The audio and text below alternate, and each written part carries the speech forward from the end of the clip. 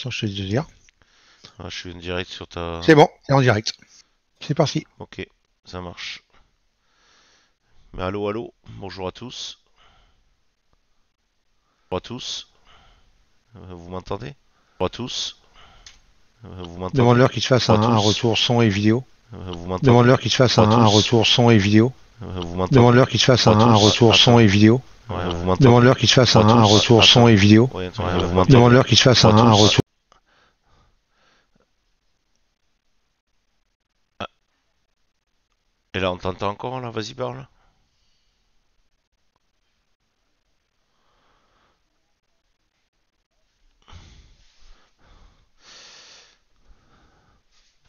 Est-ce que vous m'entendez à moi, déjà? C'est Alain qui vous parle. On n'a pas le même accent, mais bon.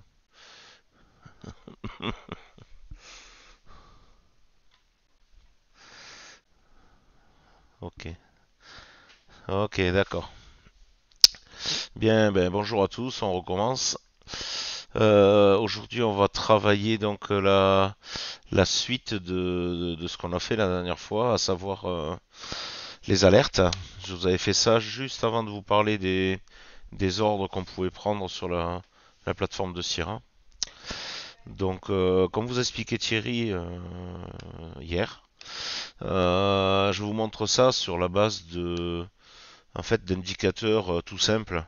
Pourquoi? Parce que c'est très facile à coder. Il n'y a aucune complexité et on peut avancer très vite dans les démonstrations. C'est pas les instruments avec lesquels on travaille habituellement, avec ce que nous a enseigné Thierry, mais pour les démos d'alerte, de trading automatique et autres, c'est ce qu'il y a de facile et de pas mal quoi. Voilà. Donc je vous propose de faire ça avec. On va prendre. On va attaquer dès le début. Vous allez voir, on va pas perdre trop de temps là-dessus. On va aller sur du DMI peut-être. Ouais, ça ira bien ça. C'est ce que je pensais. Du Directional Movement Index ici là. Donc on va prendre celui-là. En fait, quand on rentre dans les settings, on n'a pas beaucoup de paramètres à régler comme on le voit. On a juste une période. On va le laisser à la période par défaut. On a un DI+, et un DI-. On va le faire afficher donc dans la région 2, qui est ici, appliqué. On se retrouve donc avec les deux courbes, le DI+ en vert, le DI- en fuchsia. Et on va aller coller dessus donc euh, les studies pour colorer les barres ou alors pour mettre une flèche ou un petit indicateur qui va nous donner en gros un point d'entrée. Donc on va prendre celui-ci, le color bar base en alerte condition. On va aller le paramétrer. Donc on va aller lui dire en premier lieu, alors que les conditions true c'est 1, 0, oui, ça c'est y a pas de souci. Mais on va le traiter sur les datas en fait, sur la valeur du DMI. On va se mettre donc, on va faire les achats. Donc on aura une flèche en dessous du graphe. On va la mettre à moins 5 ticks. Et on va se mettre en dessous du graphe. Donc on prend le lot ici. Tout le reste ici. On va se mettre en ticks et pas en pourcentage. Si vous mettez en pourcentage, je vous rappelle, hein, quand vous avez des grandes bougies, vous allez avoir le signal qui va être très fortement décalé, soit en bas, soit en haut pour un achat ou une vente. Ok. Ici, on va aller lui dire donc je veux pas colorer la barre, hein, je veux lui mettre une flèche. Le voilà. Donc ça, on a dit que c'était pour les achats. On va changer la couleur. On va lui mettre du bleu. Ok. Et ici pour l'alerte, pour le signal, on va dire simplement qu'on veut prendre un achat quand le DI+ croise le DI- et qu'il vienne du dessous. Donc en fait, ça va se traduire avec une petite formule. Ça va être un cross from below. Et entre parenthèses, on va mettre donc les deux courbes. Les deux courbes, on va dire OK. On va aller voir dessus. Je vous rappelle qu'on se fixe toujours sur les références. C'est celle du subgraphe. Donc c'est le SG1 et le SG2, DI plus SG1. Et la référence de la studie, c'est ID1 qu'on a ici. Donc on revient sur la formule. Comme j'ai fait OK, ils ont dû la sauver. C'est bon. Donc ça va être du ID1.SG1. Et la deuxième courbe, donc ça va être du ID1.SG2. On ferme la parenthèse pour valider la formule, le cross from below. On fait un petit appliqué. Voilà nos flèches qui apparaissent. Et donc on va reproduire ça pour les ventes. Alors pour éviter de se fatiguer, bah, c'est très simple, hein. Un duplicate. On va dessus, on va modifier ici, on va avoir la flèche au-dessus des prix. Donc on va mettre 5 au lieu de moins 5. On va dire que l'input data c'est au-dessus. High. Le reste on ne le change pas, on est bien antique. Ici on va lui mettre une flèche vers le bas et on va lui mettre une couleur. On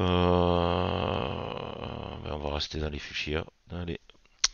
Ok, et dans l'alerte ici, donc là ça va être quand en gros la verte va croiser la rouge, mais en passant en venant du haut. C'est exactement la même chose, hein. Que ce soit la rouge qui passe par le bas et qui coupe la verte, on pourrait le faire comme ça, mettre id1.sg2 et là sg1 ici et ça marchera très bien. Donc ça c'est une solution, on va le faire pour vous montrer. Ici je mets 2, supprime, là je mets 1, on fait appliquer et on se retrouve avec les flèches en haut. D'accord. L'autre solution, on utilise la formule au lieu de below, above, et on revient sur ce qu'on avait avant, puisqu'on parle d'abord de la première, c'est le DI+, et la deuxième, le DI-. Vous me dites si je vais trop vite. Alors, ID1 SG2, ok, on applique. Est-ce que je vais un peu vite? Dites-moi tout. J'attends vos commentaires pour voir si vraiment je vais trop vite. Je vais vite sur cette partie parce qu'en fait on l'a déjà vu. C'est pas la même formule, c'est une autre, mais bon en même temps ça vous permet de voir d'autres formules. Voilà. Donc vous me dites si c'est bon. Ok. D'accord. Ça marche. Donc là on a bien nos deux formules qui nous donnent nos points d'entrée bas et à l'achat et à la vente. Donc je peux sortir de là. Cette partie, on n'en parle plus, terminé.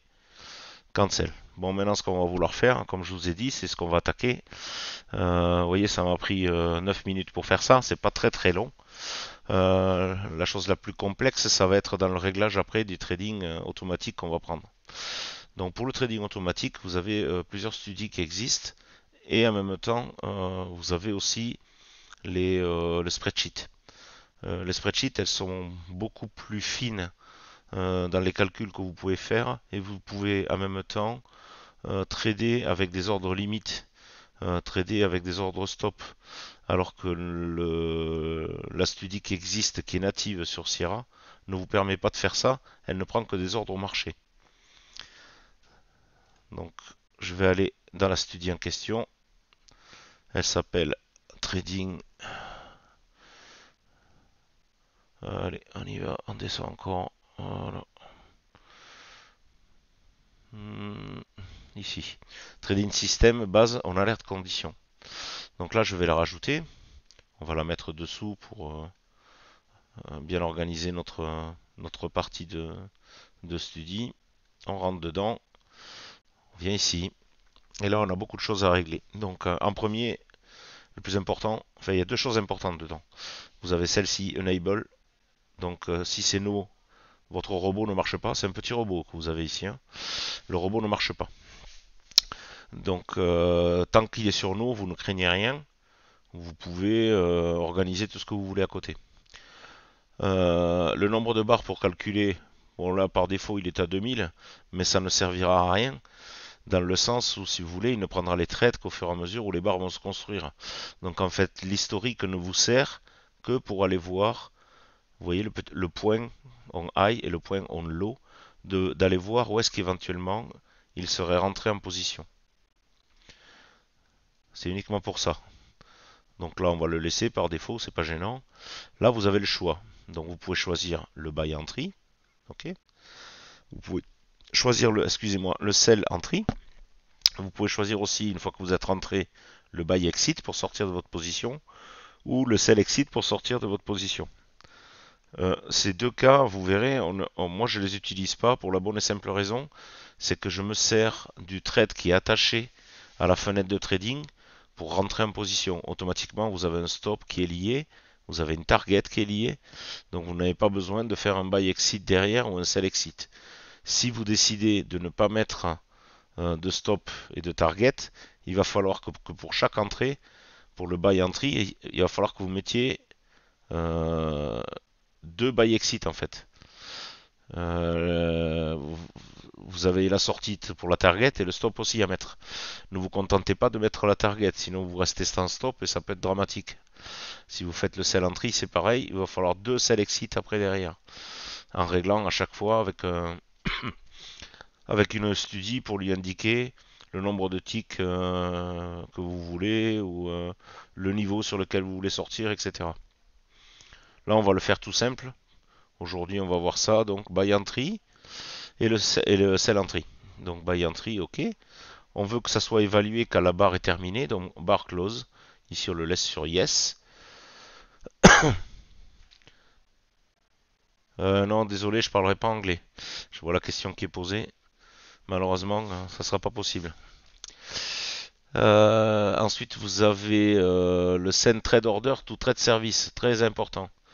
Ici, là, toujours le laisser sur no.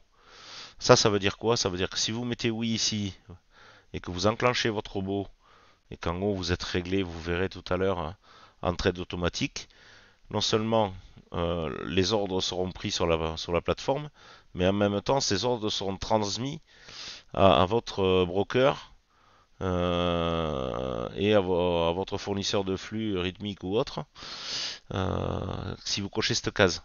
Donc là, vous pouvez vous retrouver en réel. Donc très attention. Ici, toujours no. À moins que vous décidiez d'utiliser votre robot en réel. Ça, c'est vous que ça regarde.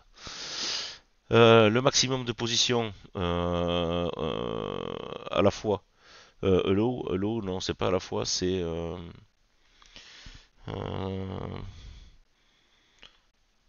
maximum. Non, c'est le maximum total, je crois, de position hello. Non, c'est un. C'est une à la fois. Le maximum long trade par jour. Là, si vous laissez deux, il ne prendra que deux trades à l'achat. Et après, le troisième, il vous le prendra pas. Donc, vous pouvez mettre 50, hein, c'est bon. Parce qu'en fait, on va les tester là. Vous voyez, il y en a quand même assez fréquemment. Suivant le time frame dans lequel vous mettez, je suis en une minute. Regardez le nombre de trades qu'il y a et qui vont être pris. On est des scalpers, c'est sûr, mais enfin, on va regarder ce que ça donne. Là, on va partir sur une base de 50. Vous pouvez mettre 1000 si vous voulez. Hein. Vous paierez les commissions après, mais bon, ça fait un peu cher. Ensuite, ça je le touche pas, toujours sur no. Enable debugging output. Cancel all working order on exit, ça, on va mettre oui. En fait, ça annule tous les ordres qui restent sur la plateforme quand vous sortez de position. Et c'est ce qu'il faut pour éviter d'avoir un ordre qui traîne et qui reste sur la plateforme. Alors là, vous avez un time range, c'est-à-dire que vous pouvez décider que votre robot va marcher, par exemple, on va dire, on est sur les US, de 15h30 à 21h par exemple. Et là, si vous voulez que votre robot ne marche que dans ces horaires-là, ici, bien sûr, yes, vous validez et la plateforme, le robot ne prendra pas de trade avant 15h30 et n'en prendra plus après 21h. Sauf si vous en avez un qui s'ouvre à 20h59 et que la target et le stop sont pas touchés, il va rester actif. Voilà. Je vous conseille de ne pas mettre une minute avant la clôture du marché parce que votre ordre va rester ouvert en overnight en attendant la réouverture du marché après. Et si vous êtes, s'il y a un gap et que votre stop ou votre target est dans le gap, la target c'est pas grave, mais si le stop est dans le gap, eh bien, le prix va continuer et vous n'aurez jamais été touché au stop. Faites bien attention à ça. les marchés clôturent à 22h15 pour votre gouverne. Alors, seulement one trade par bar, oui. Qui supporte le reversal, pour le moment, on s'en fiche. Mais non, non et non. Pourquoi on s'en fiche? Parce que je vais poser juste un buy entry et un sell entry, mais comme je veux qu'il n'y ait qu'un seul ordre à la fois en position, le deuxième ne pourra pas être pris si le premier n'est pas fini. Donc le reversal, je ne le veux pas. Alors seulement multiple entrée, une same direction, on s'en fiche puisqu'on prend qu'une seule entrée. Et with working order, hello entry with working order. Ça je le laisse toujours sur nous, je m'en occupe pas. ACS control bar bouton. Alors là oui, si vous avez la possibilité d'avoir un bouton que vous pouvez mettre dans votre barre ici pour automatiser, enlever le no ou le yes pour le rendre actif. Ça sera quand même un bouton que vous aurez dans la barre de contrôle. Voilà, donc pour le moment on reste comme ça. Tout ça on ne le touche pas. Le subgraphe ici, on va avoir un point qui se met mais on a déjà une flèche. Donc c'est pas tellement utile. Ben, je le laisse, vous verrez ce que ça donne. Et on arrive ici à l'alerte. Alors l'alerte, comment ça va se passer? C'est pas compliqué du tout. Vous allez dans votre color bar base en alerte, le premier. On regarde. On est bien sur arrow up un achat. On a la formule qui est là. CTRL C, vous la copiez. Ok. Vous allez dans le trading system. Vous venez ici. CTRL V, vous la collez. Parce qu'en fait, il prendra l'ordre quand la flèche va apparaître. C'est exactement ce que vous voulez. Et là, vous lui dites Evaluate on bar close. On répète de nouveau la chose pour qu'il ne prenne pas le trade en avance. Là, vous faites OK. On fait un duplicate. Les réglages, on ne va pas les changer. Sauf, là, à la place de prendre un buy, on va prendre un short. Sell entry. Le subgraph, on le laisse comme ça, puisque le sell, il est géré par le SG2 ici. Et l'alerte qui va changer. Même topo. On fait OK. On vient ici, setting. On copie. CTRL C. On sort de là. On rentre dans celui-là. Setting. On remplace celle-là et on met un CTRL V. Voilà. Alors si vous voulez, pour vous aider à la lecture après pour pas que vous mélangiez les crayons là, entre les différentes studies que vous avez mis, ici vous pouvez lui mettre entrée short.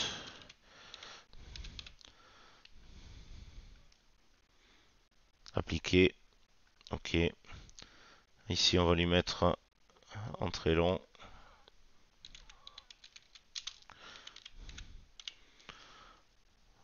Ok. Là c'est pareil. Alors, signal long.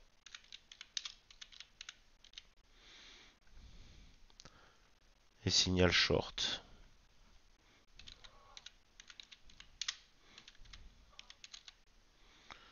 Appliquer. Ok. Et là vous vous retrouvez donc avec vos 4 studies et tout ce qu'il faut dedans. On risque pas de se tromper. Donc là, j'ai créé donc mon signal, j'ai créé mon petit robot pour entrer et sortir. On peut sortir de là, c'est bon. Ce qu'on va faire, on va paramétrer la fenêtre de trading qui est ici, trade, attache trade. Donc là, on va lui dire, bon, on est sur le S, hein, on a un peu de volatilité en ce moment. On va lui dire par défaut, il y a une target à 10 et un stop à 10. On va diminuer ça. On est des scalpers, on cherche pas beaucoup. Allez, on va prendre 4 ticks, ça fait déjà 50. 50 dollars. On va chercher 4 ticks. Je laisse volontairement, je vais baisser mon stop aussi, on va le mettre à 8. On va voir si ça passe.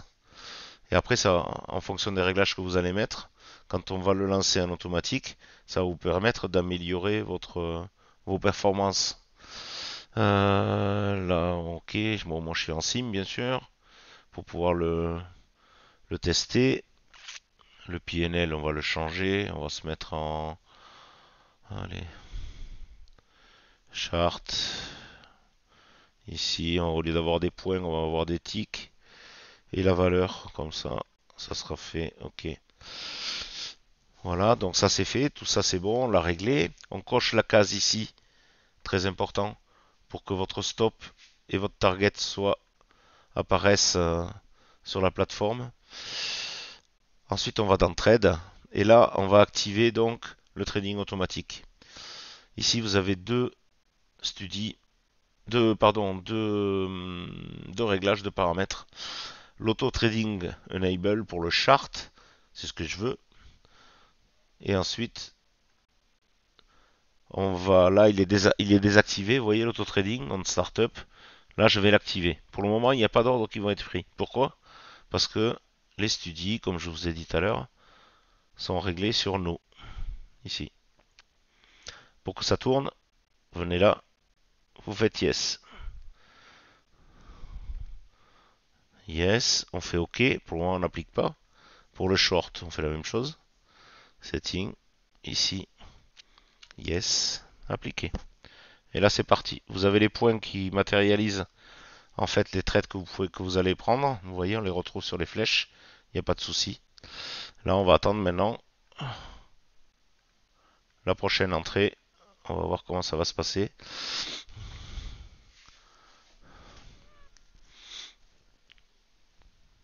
Vous voyez, il n'y a rien de compliqué, de sorcier. Et ça va vous permettre, en fonction de votre stratégie et de la programmation de votre stratégie, de pouvoir la tester. Là, on est en réel, je la teste en réel, enfin en réel, en live, pas en réel, hein, je suis en sim, mais je la teste en live. Après, je vais vous montrer comment on fait pour la tester en replay. Bon, il y a des croisements assez souvent, on va voir si ça marche bien, c'est ce qui m'importe. Vous voyez tout à l'heure l'achat qu'on aurait pris, on l'aurait pris à la sortie de cette bougie, donc ici, on avait un drawdown de 6 ticks, et là on était pour le moment positif de 8 ticks. Donc on serait sorti du trade, on avait nos 50 dollars. Là vous aviez un short qui était pas mal aussi, permettait d'avoir son trade. Celui-là c'était un peu limite. L'entrée c'était ici, 1, 2, 3. On n'aurait peut-être pas été exécuté sur la target. J'ai pas mis de break-even pour le moment. Donc on aurait pu mettre un break-even à 3 ticks, monter à 1 par exemple, pour sécuriser la prise de trade.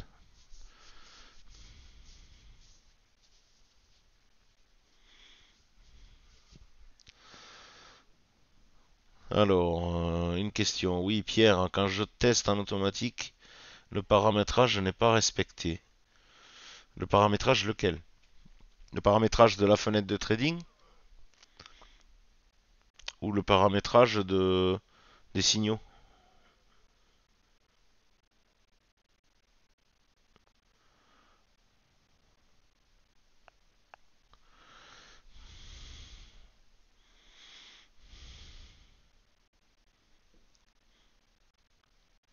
Je sais pas si vous m'avez entendu, non?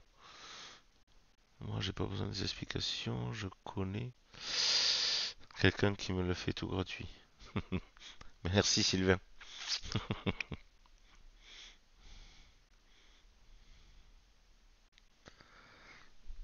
En fait, je vois Brian, j'ai pris un indicateur tout bête, hein. En fait, c'est le DMI. C'est parce que bon, il donne des signaux qui sont à peu près cohérents. On peut prendre deux moyennes mobiles, on peut prendre n'importe quoi. Mais comme je vous ai dit, c'est pas les outils qu'on utilise nous. C'est simplement pour vous montrer euh, ce que ça donne, quoi, en fait. Voilà. Il n'y a pas de souci, vous voyez toujours l'écran.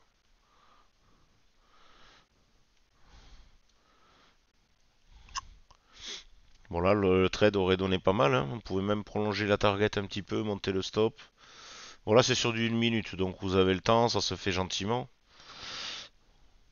Je peux pas accélérer les choses malheureusement. Sinon, ce que je vais faire, si je vois que ça descend plus, là on arrive, il y a un petit range. Il y a un petit range qui est ici. En gros, on va dire actuellement.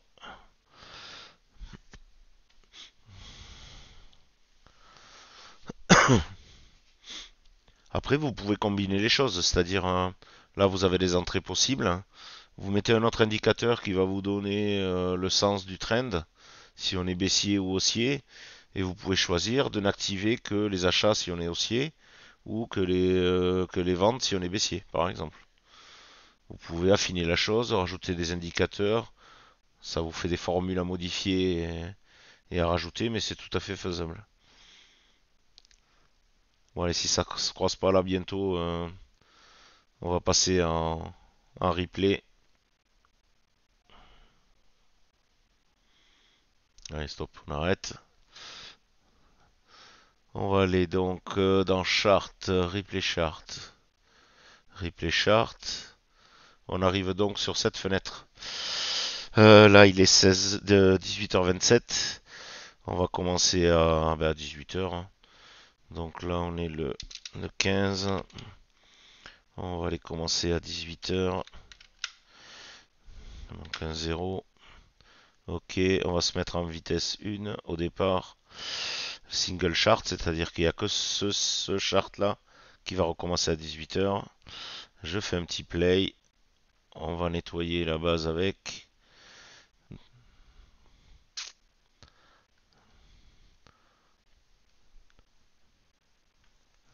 Ok.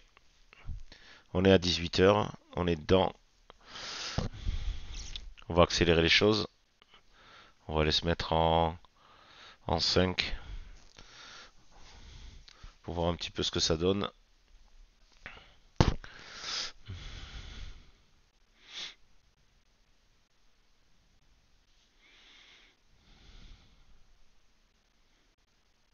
Si ça suffit pas, on accélérera. Alors le problème d'accélérer, si vous voulez, c'est que si vous allez trop vite, le trade quand il est pris, il correspond pas à la réalité. Là, vous voyez, on commence à se croiser, mais la barre n'est pas close. Il faut attendre la clôture de la barre. Voilà. Bon, le trade n'a pas été pris. C'est superbe. On va regarder un peu ce qui se passe. Trade. Il s'appelle auto trading, c'est bon.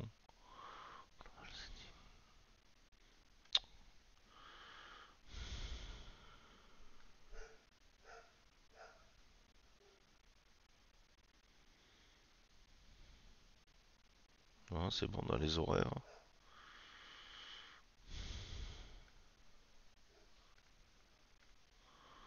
Là, c'était un achat qui aurait dû être pris.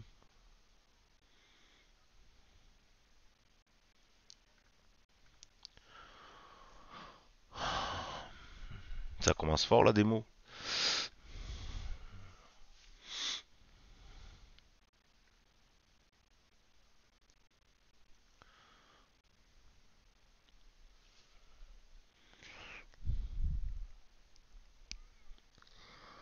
Ça commence fort.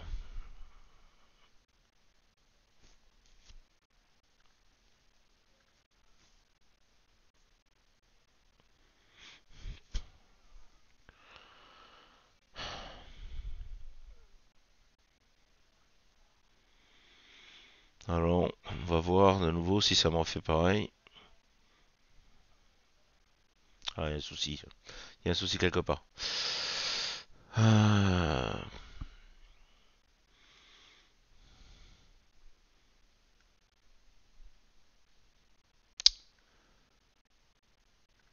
c'est dingue ça, c'est dingue.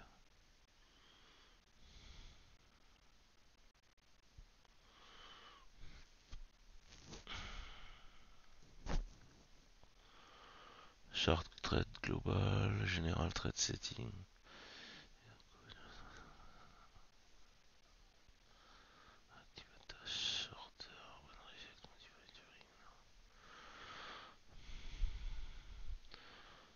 J'espère qu'en mettant, parce que Sierra change ses mises à jour toutes les 3 ou 4 jours, à chaque fois il modifie des choses. J'espère qu'ils n'ont pas mis une option supplémentaire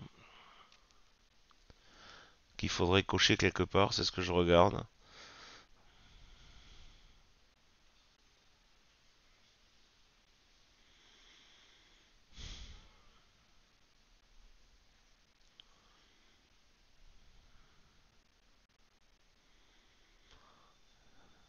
Decline, non, display position quantity, display. Ah, je vois pas. Bougez pas. On va essayer de faire quelque chose là parce que ça a tendance à agacer.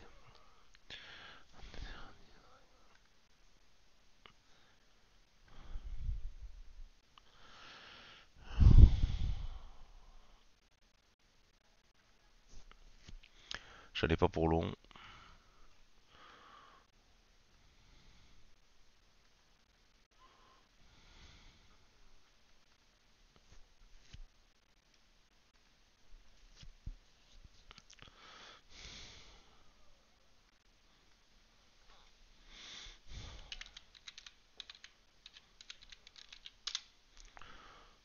Oh putain, c'est pas vrai.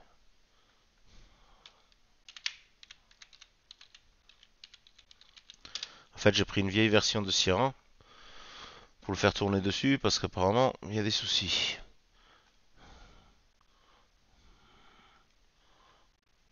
Je chercherai pourquoi ça le fait et je vous dirai ça. Alors, bon, c'est pas ça. OpenSharebook 78. Tiens, folder.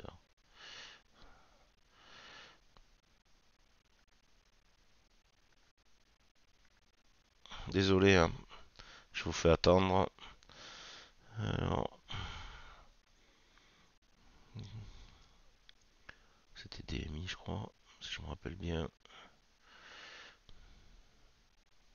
Oh putain.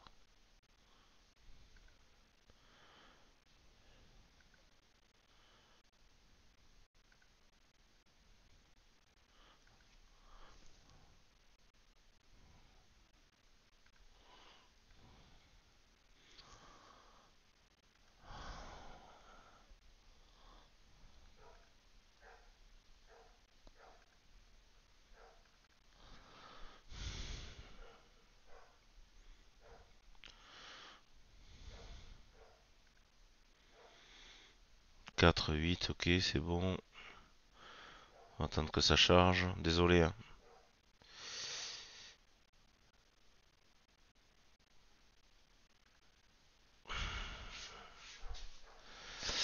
Ok, alors on va recommencer. En espérant que cette fois-ci ça marche. 4, 8, c'est bon. C'est coché. Chart. Replay chart. Ok. On avait dit 18 heures.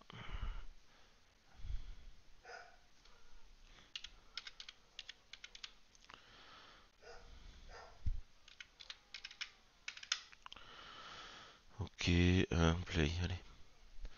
Ok.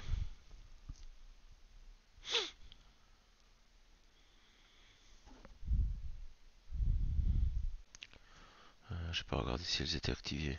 Je pense que oui, mais... Yes, c'est bon. Elles sont restées actives.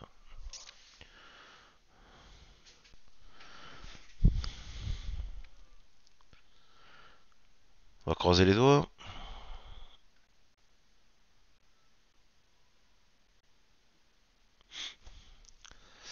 Entre temps, je vais lire. Alors, c'est des signaux. Ok, problème, vas-y, pas le temps.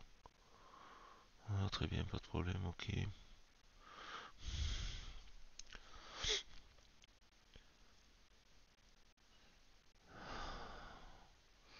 Donc, on avait un signal là déjà.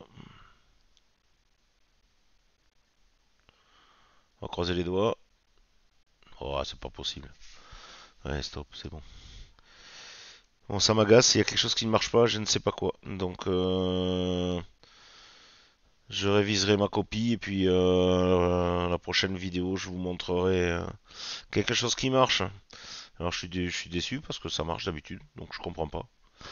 Je ne vois pas ce qui se passe. Est-ce qu'il y a quelque chose que je n'ai pas fait ou normalement ça tourne?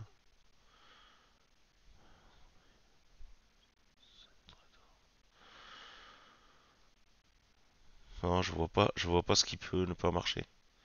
Maximum position. Je vais pas mettre 20 ici, on va pas prendre 20 positions. Je vois que ça qui pourrait emmerder le monde, mais désolé, je deviens grossier quand ça m'énerve.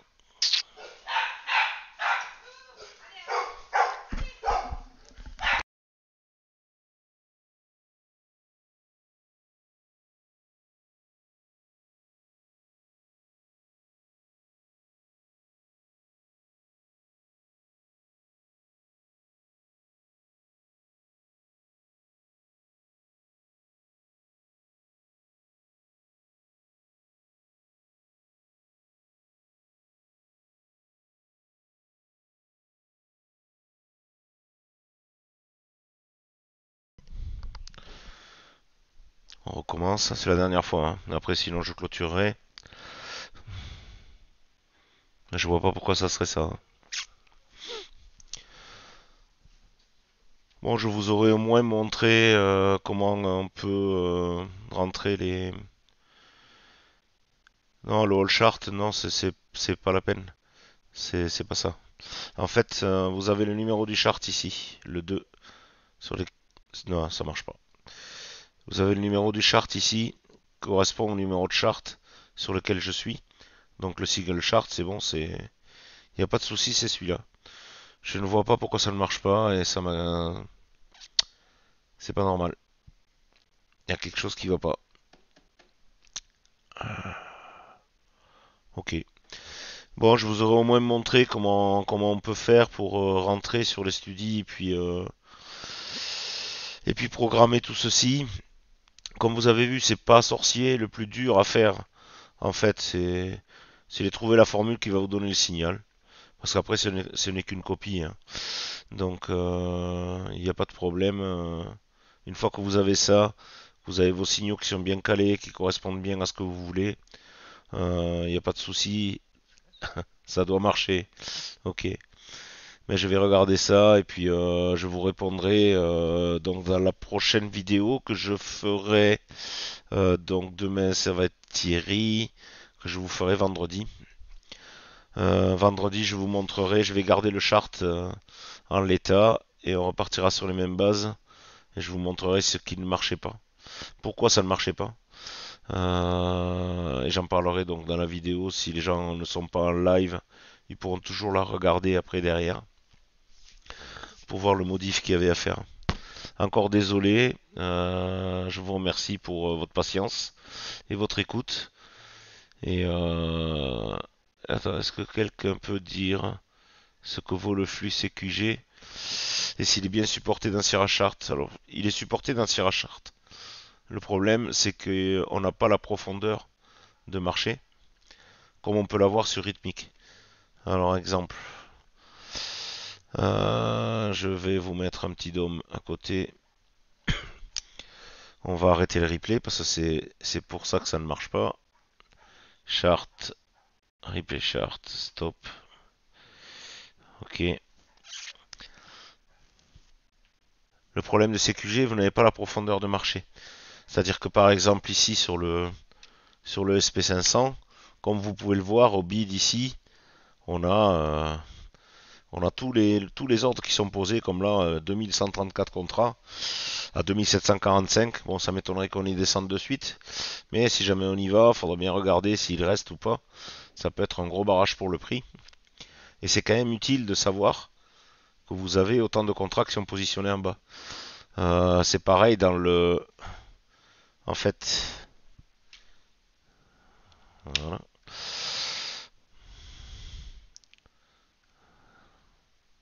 J'ai trop serré.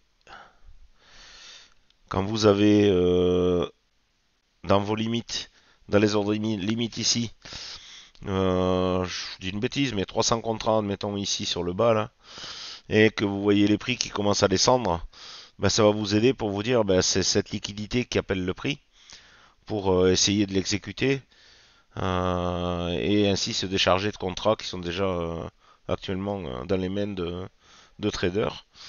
Donc ça peut vous donner des signes et vous expliquer en gros comment ça se fait que les prix descendent ou montent quand vous avez les limites qui se mettent autour. Ça vous permet de bien cadrer en gros le... Des fois vous vous posez des questions, pourquoi il y a un range, pourquoi il y a ci, pourquoi il y a là. Ben, en fait vous avez des grosses limites en haut et en bas et comme ça vous savez exactement qu'est-ce qui se passe. Vous avez un petit outil qui peut vous servir pour afficher vos limites.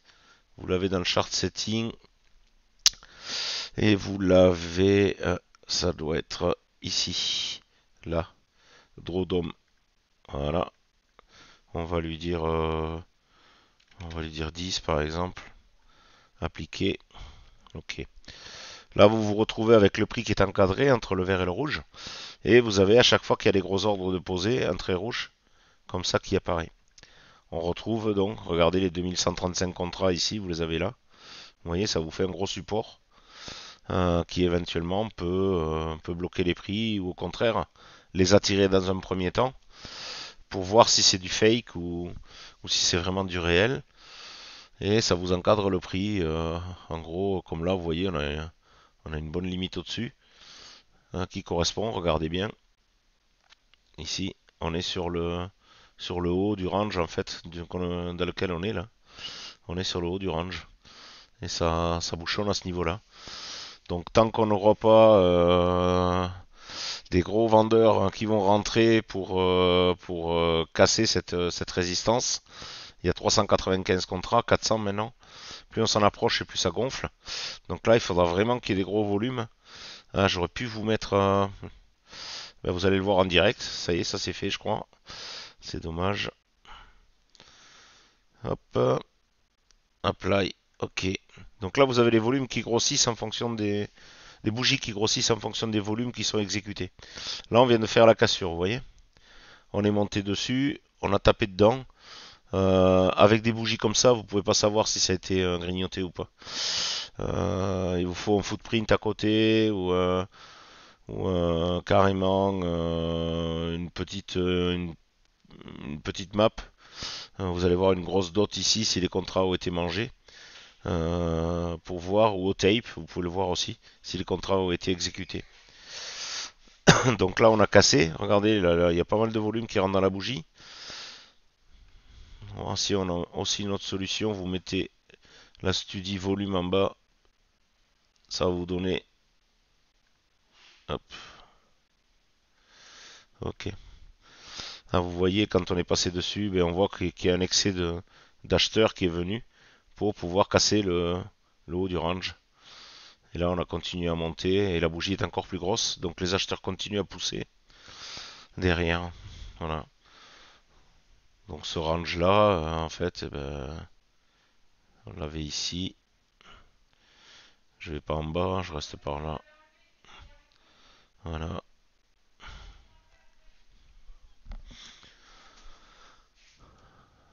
Désolé pour le bruit qu'il y a aux alentours.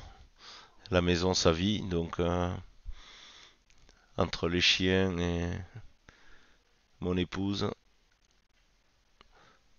Donc voilà, écoutez, je vais chercher pourquoi est-ce que c'est possible de prendre une position en manuel et sortir avec un indicateur. Position en manuel, oui, il n'y a pas de souci, hein. Sortir avec un indicateur, hormis l'indicateur d'auto-trading pour un buy exit ou un sell exit, je vois pas. Je vois pas. Hmm. Il faut que 10 ticks de profondeur avec CQG. Non, je crois que ça monte jusqu'à 15 ticks, je crois. Moi, je travaille avec Rhythmic, donc je sais pas trop. Thierry, il a les deux. Il faudrait lui poser la question. Bah écoutez, on lui demandera ça. Thierry, ouais, pour CQG, il y a combien de profondeur de marché?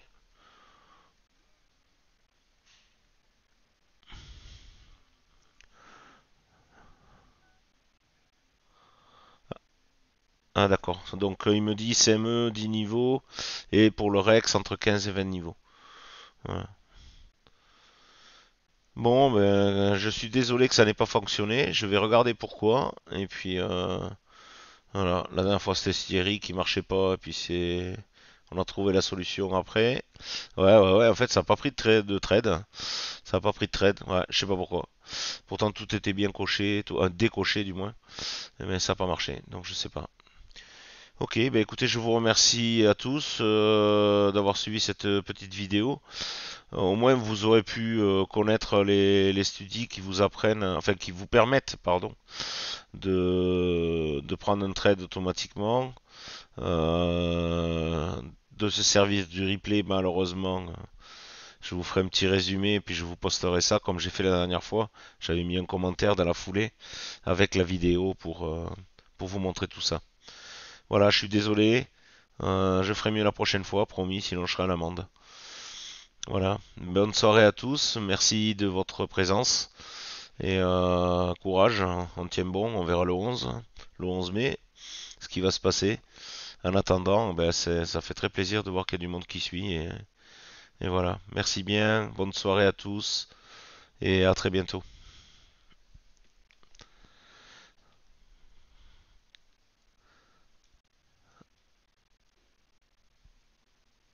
et moi j'arrêterai après, tu me le diras. Ouais.